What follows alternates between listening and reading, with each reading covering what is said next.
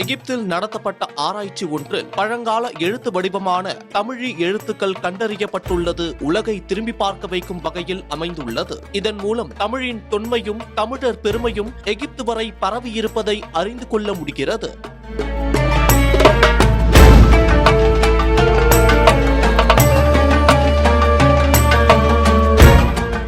எகிப்தில் 2 ஆராய்ச்சியாளர்கள் நடத்திய ஆய்வில் கிபி 1 முதல் 3ஆம் நூற்றாண்டுகளுக்கு இடைப்பட்ட காலத்தைச் சேர்ந்த தமிழி, பிராகிருதம், சமஸ்கிருதம் ஆகிய மொழிகள் அடங்கிய 30 கல்வெட்டுகள் மன்னர் கால பள்ளத்தாக்கில் இருந்து கண்டறியப்பட்டுள்ளன. பண்டைய தமிழ்நாட்டுக்கும் ரோமானிய பேரரசுக்கும் இடையே வணிக தொடர்புகள் வலுவாக இருந்ததை தமிழ்நாட்டில் நடந்த பல்வேறு ஆய்வுகள் மூலம் ஏற்கனவே அறிந்திருக்கிறோம். இந்நிலையில் ரோமானிய வணிக தொடர்புகளை பறைசாற்றும் வகையில் எகிப்து மன்னர்களின் பள்ளத்தாக்கில் ஒரு கல்லறையின் நுழைவாயிலில் தமிழி எழுத்துக்கள் கண்டறியப்பட்டுள்ளன. 2024-25 ஆண்டுகளில் மேற்கொண்ட ஆய்வில் இந்த வியக்கத்தக்க உண்மைகள் உலகின் வெளிச்சத்திற்கு வந்துள்ளன. 6 கல்லறைகளில் ஏறத்தாழ 30 தமிழி எழுத்துக்கள், பிராகிருதம், சமஸ்கிருத கல்வெட்டுகளை அடையாளம் கண்டு எகிப்து ஆராய்ச்சியாளர்கள் ஆவணப்படுத்தியுள்ளனர். இந்த ஆய்வில் மிகவும் குறிப்பிடத்தக்க ஒன்றாக சிகை கொற்றன் என்ற பெயர் மீண்டும் மீண்டும் இடம்பெற்றுள்ளது.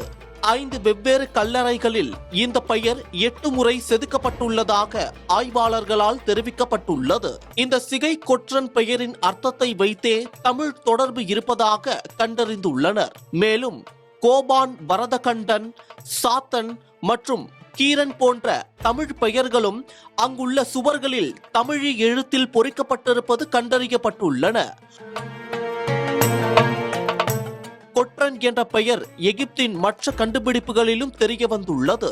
இந்த கல்வெட்டுகளை முதலில் அடையாளம் கண்டபோது தன்னால் நம்பவே முடியவில்லை. பல ஆண்டுகளாக பலர் இந்த இடத்தை பார்வையிட்டும் இந்திய தொடர்புகள் எதையும் யாரும் கவனிக்கவில்லை என்று ஆராய்ச்சியாளர்களில் ஒருவர் ஆச்சரியத்துடன் தெரிவித்துள்ளார். இந்த கண்டுபிடிப்புகள் தமிழ்நாட்டுக்கும் ரோமானிய பேரரசுக்கும் இருந்த வணிக தொடர்புகளை உறுதிப்படுத்துகின்றன. இதுவரை எகிப்தின் செங்கடல் அருகே அமைந்துள்ள துறைமுக நகரத்திலேயே அதிக ஆய்வுகள் நடந்தன. தற்போது உலகின் மிக நீளமான நைல் நதி பள்ளத்தாக்கு வரை தமிழர்களின் தொல்தடம் பரவியிருப்பது உறுதியாகியுள்ளது. இது தமிழர்கள் இடையே பெரும் மகிழ்ச்சியையும் பெருமிதத்தையும் ஏற்படுத்தியுள்ளது.